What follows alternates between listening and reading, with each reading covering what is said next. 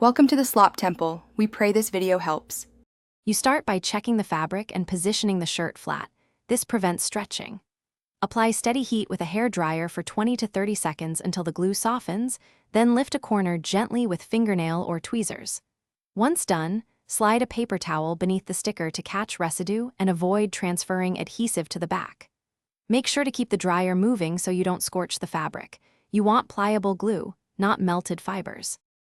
You should peel slowly, keeping the sticker as flat as possible to prevent tearing and fibers pulling out. If residue remains, dab a small amount of rubbing alcohol or diluted dish soap with a cotton pad, let it sit 30-60 seconds to break down oils, then blot. Do not rub harshly or you'll spread the glue. Once done, repeat solvent application sparingly until residue weakens.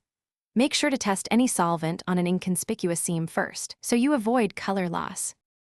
You finish by laundering the shirt according to its care label to remove remaining solvent and loosened glue. This also restores fabric hand. If a small spot persists, treat it with a stain remover, let it sit about 10 minutes, then wash again. Once done, air dry and inspect. Avoid machine drying until you're sure the stain is gone because heat can set residue.